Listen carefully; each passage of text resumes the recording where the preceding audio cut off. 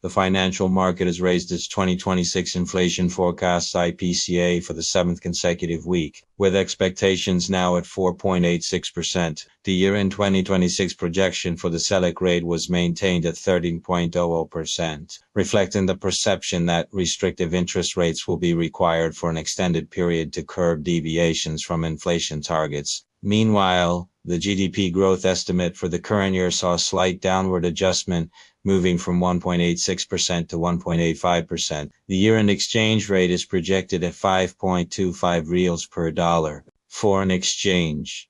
The commercial dollar closed yesterday's session at 5.001 reals, a 0.4% appreciation. The greenback saw high volatility, peaking at 5.01 reals during the afternoon, driven by risk aversion in external markets. This was part of a global trend as the dollar reacted to the Federal Reserve maintaining U.S. interest rates between 3.50% and 3.75%. Domestically, currency flows were influenced by anticipation surrounding the Central Bank of Brazil's upcoming monetary policy decision. Equities.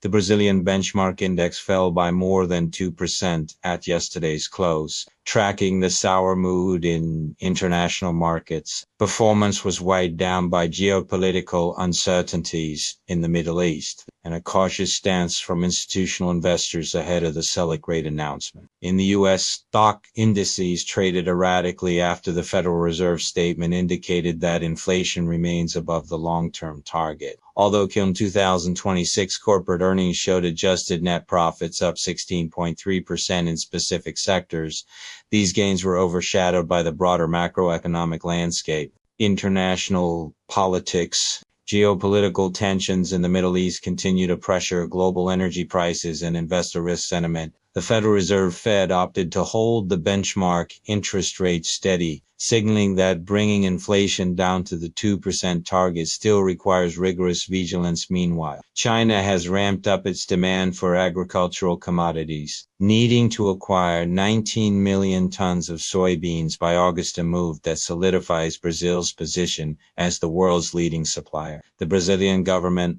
has also moved forward with the promulgation of trade agreements with the European Union, aiming to reduce tariffs on approximately 80% of national exports to the bloc. Commodities. Soybean prices are maintaining high premiums in the Brazilian physical market despite volatility on the Chicago Board of Trade, CBOT, and the progress of U.S. planting. Fuel costs remain under direct pressure from international conflicts, impacting the producer price index and logistics chains. While China rejected some Brazilian soybean shipments due to quality and logistics issues, the need for inventory restocking keeps demand firm. The agribusiness sector reported investments of up to 200 million reals in new production facilities to meet rising external demand. Government decisions. The Monetary Policy Committee (COPOM) lowered the Selic rate to 14.5%, maintaining a gradual pace of cuts amid uncertainties regarding fiscal targets.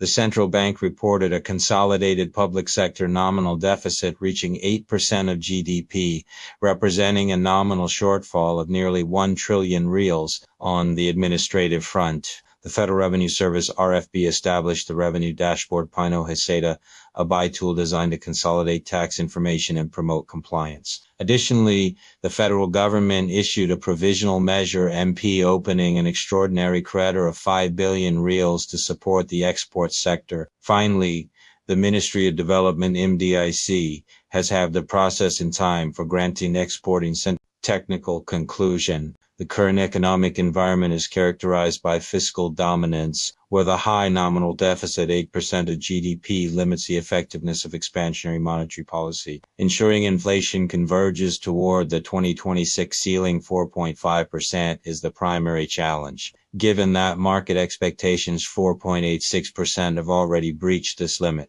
Persistent high interest rates in the U.S. and energy commodity volatility are setting a floor for the exchange rate, complicating the cooling of domestic prices. The government's strategy of focusing on international trade deals and fiscal digitalization appears to be an attempt to offset weak public accounts by stimulating the external sector and improving tax collection efficiency.